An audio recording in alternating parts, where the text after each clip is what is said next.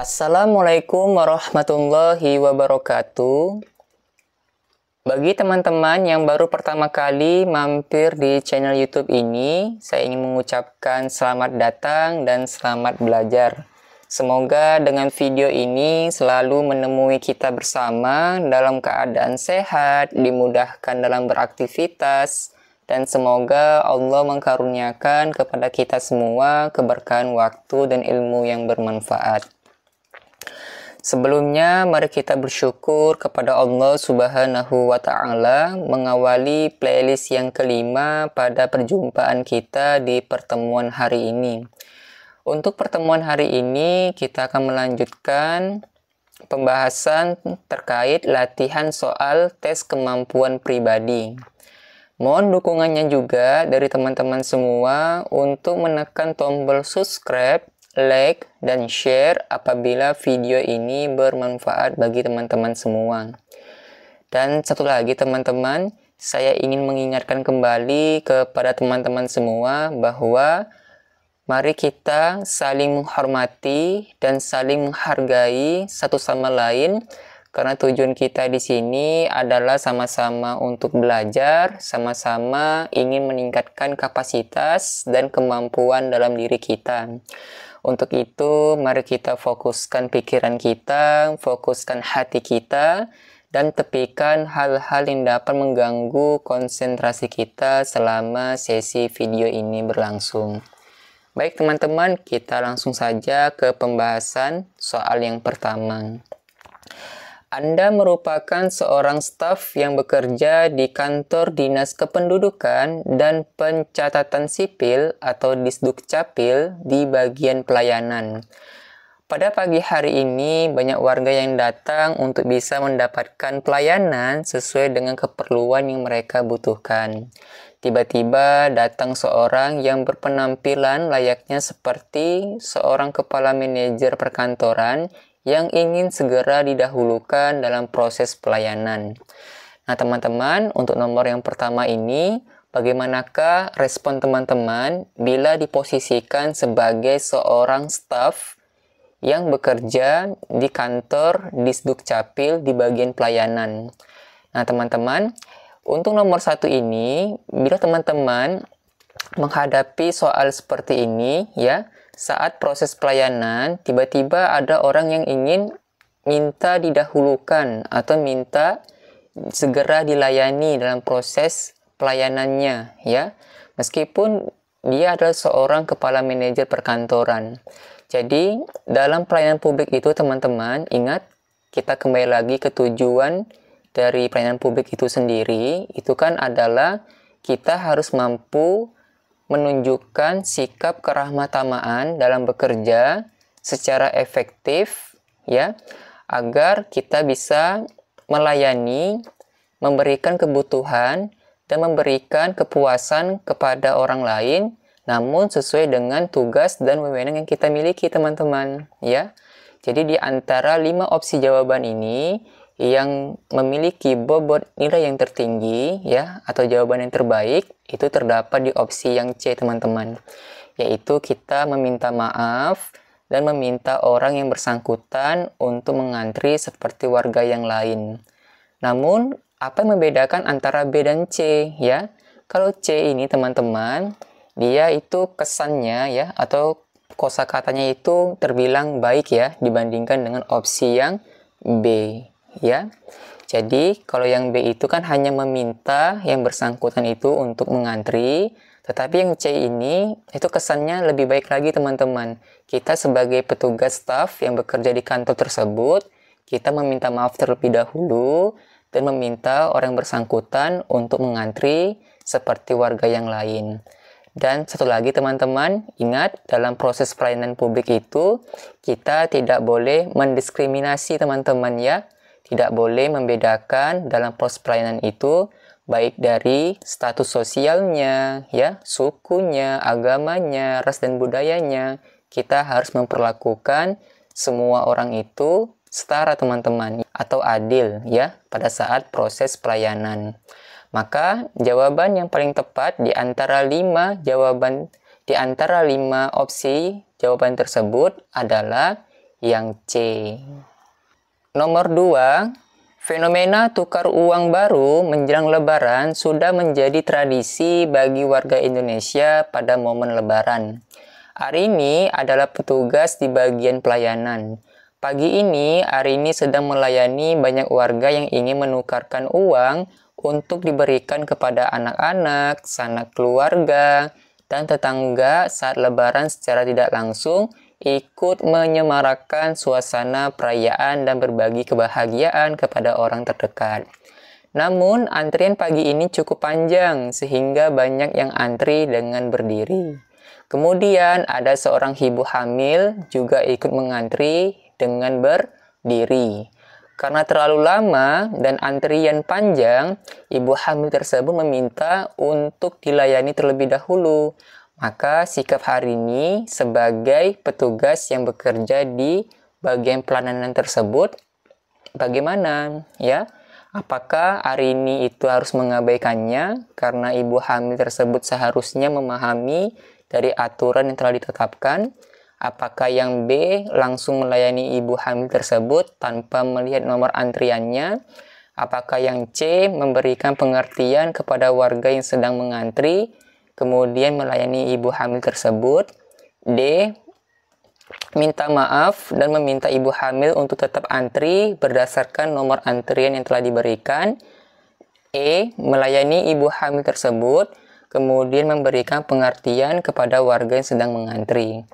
Nah, teman-teman, berbeda dengan studi kasus di soal yang sebelumnya, ya. Kalau nomor 2 ini, teman-teman, ya, di sini ada kelompok atau masyarakat tertentu, teman-teman, ya. Maksudnya, masyarakat tertentu itu artinya kelompok rentan. Kelompok rentan itu meliputi apa saja? Kelompok rentan itu, teman-teman, itu seperti penyandang disabilitas, lansia, ibu hamil, anak-anak bencana alam, ya, dan lain-lain. Nah, karena di sini ada masyarakat atau kelompok rentan yang sedang mengantri, ya, dan kondisinya pun juga tidak memungkinkan, teman-teman, ya. Dan apalagi kan yang ibu hamil ini kan dia mengantrinya dalam keadaan berdiri. Maka kita sebagai seorang petugas di staf di bagian pelayanan publik tersebut, tentu kita harus memberikan pelayanan khusus bagi sang ibu hamil ini, teman-teman, ya. Nah, jadi kalau teman-teman perhatikan dari opsi A sampai E itu jawaban yang paling tepat, ya, atau jawaban yang terbaik di antara yang terbaik itu terdapat di opsi yang C, teman-teman, ya. Kenapa? Nah, terkait dengan pembahasannya, teman-teman bisa baca kembali di slide yang sudah saya berikan. Jadi, teman-teman, penting untuk kita ketahui bahwasannya, ya, dalam Undang-Undang Nomor 29 Tahun 2005 tentang pelayanan publik bahwa si penyelenggara, ya, berkewajiban untuk memberikan pelayanan khusus bagi masyarakat tertentu. Nah, tadi di awal sudah saya sampaikan, ya, masyarakat tertentu itu artinya adalah kelompok rentan, teman-teman. Kelompok rentan itu seperti apa? Ya, seperti penyandang disabilitas, ya, atau orang cacat, lansia, ya, atau orang tua, ya. Orang tua di sini artinya yang sudah lanjut usia. Berikutnya ibu hamil, anak-anak bencana alam, dan lain-lain. Nah, jadi jawaban yang paling tepat untuk nomor 2 ini adalah yang C, teman-teman. Untuk gradasi nilainya, teman-teman bisa cek kembali, ya. Teman-teman menjawabnya itu di opsi yang mana. Nomor 3, Heru Setiawan merupakan salah satu staf yang bekerja di kantor Kementerian Komunikasi dan Informatika atau Kemenkominfo.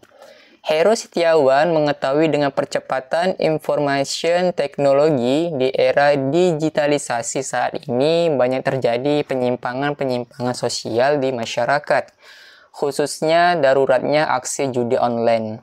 Yang kita ketahui bahwa judi online ini itu tentu meresahkan dan menarik perhatian untuk kita bersama, bahwa perbuatan tersebut harus kita hindari karena dapat memberikan dampak yang tidak baik apabila tidak ditanggapi dengan serius. Untuk itu, tindakan apa yang bisa Heru lakukan sebagai salah satu staf yang bekerja di kantor tersebut? Nah, teman-teman, posisikan Heru ya. Heru itu kan posisinya adalah sebagai seorang staf ya. Beliau ini kan bekerja di kantor Kemenkominfo ya. Dan Heru Setiawan ini dia mengetahui ya bahwa saat ini ya di era digitalisasi itu lagi daruratnya yang namanya aksi judi online, teman-teman ya. Jadi Heru dengan mengetahui ya dengan daruratnya aksi judi online ini, maka tindakan apa yang dapat Heru lakukan sebagai salah satu staf yang bekerja di kantor Kemenkominfo tersebut dalam mengatasi permasalahan ini? Nah, teman-teman, ingat di sini kan jejaring kerja ya. Ingat, tujuan dari jejaring kerja itu sendiri adalah kita harus mampu membangun dan membina hubungan, bekerja sama, berbagi informasi, dan kolaborasi dengan orang lain atau rekan kerja dengan efektif ya. Maka dari opsi A sampai E ya, jawaban yang terbaik, teman-teman lihat kata kunci ya. Kata kunci sesuai dengan pembahasan yang saya berikan. Jawaban yang paling tepat ya, itu terdapat di opsi yang C. Ya, berkoordinasi kepada pimpinan dan segera membentuk satuan tugas atau Satgas Pemberantasan Judi Online ya. Nomor 4, keberagaman yang ada di Indonesia tidak dapat kita seragamkan, namun bisa kita persatukan. Seperti adanya bangunan ibadah gereja katedral dan masjid Istiqlal yang saling berdampingan. Anda akan melakukan perayaan hari Natal di gereja katedral di Jakarta. Kemudian pengurus masjid Istiqlal turut terlibat dalam perayaan Natal, yaitu pengurus Masjid Istiqlal kembali menyediakan lahan parkir bagi warga yang menjalani ibadah Natal. Menurut Anda, ini merupakan A. Sikap saling mencintai keberagaman antar umat dalam beragama. B. Hal yang tidak perlu dipermasalahkan. C. Sikap saling menghargai antar umat manusia dalam beribadah. D. Simbol kerukunan dan keharmonisan dalam berkehidupan beragama di Indonesia. D. Simbol kerukunan dan keharmonisan dalam kehidupan beragama di Indonesia. E. Sesuatu hal yang harus kita dukung sebagai bentuk kepedulian. Nah, teman-teman, di sini dari A sampai E ya, dari 5 jawaban ini hampir-hampir mirip ya teman-teman ya. Dan terkesan itu baik semua ya. Jadi apabila teman-teman menjumpai studi atau kasus soal seperti ini, ingat teman-teman ya, carilah jawaban yang dapat mengakomodir ya atau mewakili dari setiap opsi-opsi yang diberikan ya. Jadi untuk nomor 4 ini teman-teman, jawaban yang paling tepat ya, yang dapat mengakomodir atau mewakili dari setiap opsi-opsi yang diberikan, itu yang memiliki bobot tertinggi terdapat di opsi yang D teman-teman ya. Nah, jadi itu merupakan sebuah simbol kerukunan dan keharmonisan dalam kehidupan beragama Indonesia ya. Jadi opsi D ini sudah cukup mewakili dari opsi-opsi yang lainnya ya. Untuk pembahasannya saya bacakan, simbol kerukunan dan keharmonisan dalam berkehidupan agama ini merupakan jawaban yang terbaik ya di antara opsi-opsi lain yang diberikan. Sebab jawaban tersebut sudah mewakili opsi-opsi lainnya seperti ada kata peduli ya di opsi yang E. Terus sikap saling mencintai terdapat di opsi A, sikap saling toleransi itu terdapat di opsi C ya. Dan yang saya sebutkan barusan itu semua itu merupakan sesuatu hal yang tidak perlu dipermasalahkan teman-teman ya. Jadi pada intinya itu semua merupakan bentuk kerukunan dan keharmonisan dan semestinya untuk kita lakukan ya sesama antar umat beragama. Tujuannya pada intinya satu teman-teman, untuk menumbuhkan rasa Bhinneka Tunggal Ika, yaitu untuk memperkuat rasa persatuan dan kesatuan bangsa dan negara. Maka jawaban yang paling tepat di antara 5 opsi yang diberikan pada soal ini, yaitu terdapat di opsi yang D ya teman-teman. Nomor 5.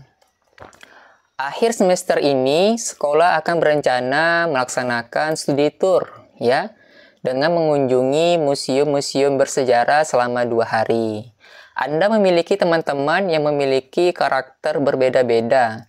Saat sosialisasi H-1 sebelum keberangkatan, Anda mendengar dari teman lain bahwa teman Anda mengalami kesulitan biaya. Padahal ini merupakan sebuah momen yang tidak boleh dilewatkan. Hal ini dikarenakan orang tuanya tidak menyanggupi biaya keberangkatan selama di perjalanan. Maka Anda sebagai teman sekolahnya, tindakan apa nih yang bisa kamu lakukan? Apakah A. hanya cukup mendoakannya saja agar segera mendapatkan pertolongan? Apakah B. membantu membiayainya dengan sebagian uang tabungan yang dimiliki? C.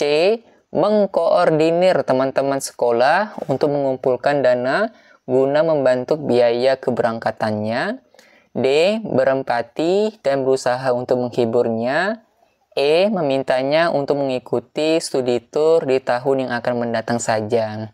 Nah teman-teman, ingat, jejaring kerja itu tidak selamanya itu di instansi atau lembaga perkantoran tempat kita bekerja teman-teman. Tetapi jejaring kerja itu bisa sesama dengan rekan kerja, sesama teman sekolah ya, teman sekampus ya.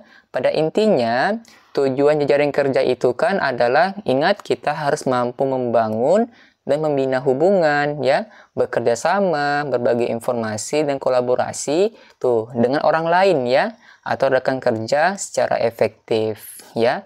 Maka di antara 5 opsi yang diberikan di nomor 5 ini teman-teman, yang memiliki jawaban yang paling tepat, yang memiliki bobot nilai tertinggi, ingat ada kata kunci di situ, yaitu mengkoordinir ya. Nah, mengkoordinir teman-teman sekolah untuk mengumpulkan dana guna membantu biaya keberangkatannya. Jadi teman-teman, untuk nomor 5 ini jawabannya adalah yang C. Baik teman-teman, demikian untuk hari ini. Semoga videonya bermanfaat. Ketemu lagi di video berikutnya. Terima kasih. Assalamualaikum warahmatullahi wabarakatuh.